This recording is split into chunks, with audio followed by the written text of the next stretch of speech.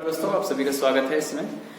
Friends, इस T series में continue करते हैं हमारा डिस्कशन। तो अभी हम बात कर रहे थे कई सारे मेजर्स को, जो मॉनेटरी मेजर्स और फिस्कल मेजर्स को अडॉप्ट करके इन्फ्लेशन को कंट्रोल किया जा सकता है। तो अब आगे बढ़ते हैं, इसके अलावा और कौन से मेजर्स हैं जिसको हम अप्लाई करके कंट्रोल कर सकते हैं इन्फ्लेशन को। ये इंपॉर्टेंट है, इनको भी पूछा जा सकता है as a statement based questions. तो आगे बढ़ते हुए देखते हैं। सबसे पहला है हमारा, ये कई सारे हैं तो अभी इस वाले वीडियो में हम दो देखेंगे। तो first one is increasing the production. तो स्वाभाविक सी बात है कि जब हमारी डिमांड सप्लाई का गैप होगा तब इन्फ्लेशन आता है, और जब हमारा प्रोडक्शन बढ़ जाएगा, इंक्रीज कर देंगे प्रोडक्शन को, तो फिर हमारे को ऑब्वियस सी चीज है कि चांसेस हैं कि जो डिमांड सप्लाई गैप है वो मिनिमम होगा और उसकी वजह से इन्फ्लेशन कंट्रोल में रहेगा।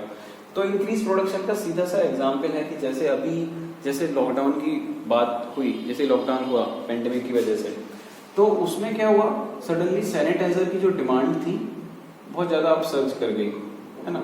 अब एकदम जो प्रोडक्ट अभी 50 रुपीज का था या 80 रुपीज का था, वो 100 रुपीज, 120, 150 तक जाकर मिलने लगा। क्यों? क्योंकि डिमांड उसकी बहुत ज्यादा सडनली बढ़ गई और प्रोडक्शन इतना था नहीं, यूनिट्स के पास प्रोडक्शन करने की इतनी क्षमता नहीं थी, तो उन्होंने उसके डिमांड की वजह से उसके दाम जो थे वो बढ़ा दिए, है ना। अब क्या हुआ, कुछ समय बाद धीरे धीरे जब गवर्नमेंट ने इंटरवीन किया, उन्होंने कुछ बताया कि ऐसे नहीं करना, इसेंशियल कमोडिटी में उसको डाला, और साथ ही साथ इतने समय में लोगों ने, जो यूनिट्स के ओनर थे, उन्होंने स्विच किया कि सैनिटाइजर का प्रोडक्शन को बहुत ज्यादा बढ़ा दिया जाए।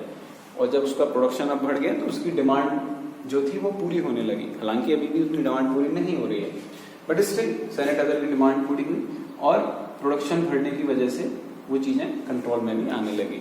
हालांकि यहाँ पर जो केस मैं एग्जांपल दे रहा हूँ, गवर्नमेंट के इंटरवीन करने की वजह से ये जो दाम बढ़े थे वो कंट्रोल हुए थे, बट एक एग्जाम्पल हाइपोथेटिकल ले सकते हैं तो समझाने के लिए आपको बताया। तो इंक्रीज प्रोडक्शन एक साधारण सा एक ऑप्शन है मेजर कंट्रोल जो इन्फ्लेशन को करता है। दूसरा है improving raw material for essential products, importing raw material, sorry. तो एक और सबसे ज्यादा महत्वपूर्ण चीज है कि जो रॉ मटेरियल है जिसको हम यूज करते हैं एक इसेंशियल प्रोडक्ट्स को बनाने के लिए। फॉर एन एग्जांपल, कि अभी जब पेंडेमिक के दौरान ही हमें समझ में आया कि जो हम बार्बर की शॉप होती है वो भी इसेंशियल है, कितना लोग उसके ऊपर डिपेंड होते हैं। जो ये हमारे प्रोडक्ट्स होते हैं, ट्रिमिंग हो गया, हाँ, और रेजर, ये शेव करने की चीजें होती हैं, ये भी इंपॉर्टेंट हैं, क्योंकि इसके बिना भी लाइफ के अंदर एक चेंज आ जाता है। और मैं एग्जांपल के तौर पर बता रहा हूँ, ठीक है। मान लेते हैं कि समझने के लिए जो एक रेजर बनता है, मान लो उसका जो ब्लेड है वो किसी फॉरेन कंट्री से आता है, वो इंडिया में नहीं बनता, ठीक है। बाकी की जो प्लास्टिक, जो उसका पूरा फ्रेम है, वो इंडिया के अंदर मैन्युफैक्चर होता है, ठीक है। तो ऐसी स्थिति में जो ब्लेड है, जब उसका इंपोर्ट होगा तभी पूरी तरह से रेजर बन पाएगा। तो जब ब्लेड आएगा, जब उसको हम इंपोर्ट करेंगे, तब हम एक जो इसेंशियल प्रोडक्ट एक रेजर है उसको यूज लोगों को देकर यूज करवा सकते हैं।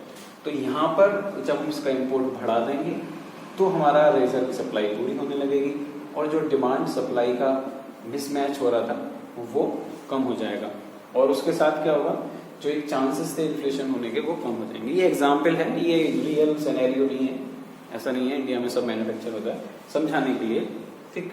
तो ये दो चीज हैं जिससे कि हम इन्फ्लेशन को कंट्रोल कर सकते हैं। इसके अलावा सपोज करो आप एक जो और न्यूज चल रहा है कि अभी इंडिया ने नेपाल के ऊपर जो हम पाम ऑयल को इम्पोर्ट करते हैं, रिफाइंड पाम ऑयल को, उसको इंडिया ने अभी कैंसिल कर दिए सारे उसके लाइसेंसेस, ठीक है।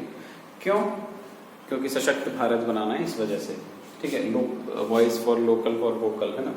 तो उसके चलते क्या होगा कि अभी तक जो हम इंपोर्ट करते थे एक रिफाइंड ऑयल को, रिफाइंड पाम ऑयल को, अब क्या होगा, इंडिया में सिर्फ जो क्रूड ऑयल होता है, क्रूड पाम ऑयल वो आएगा, बाकी का जो उसका रिफाइनमेंट है वो इंडिया में खुद होगा।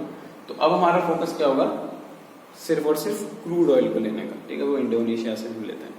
तो जस्ट एग्जांपल के लिए बताया। तो अब रॉ मटेरियल क्या है, एसेंशियल प्रोडक्ट है। यहाँ पर अगर हम पाम ऑयल को एसेंशियल मानते हैं, वो चेंज हो गया, ठीक है। अभी पूरा मैन्युफैक्चर जो आ रहा था वो सब रिफाइंड हो गया आ रहा था, बट अब यहाँ पर इंडिया के अंदर रिफाइंड होगा। तो जब इंडिया में रिफाइंड होगा तो इंडिया के लिए रॉ मटेरियल क्या होगा, क्रूड ऑयल होगा।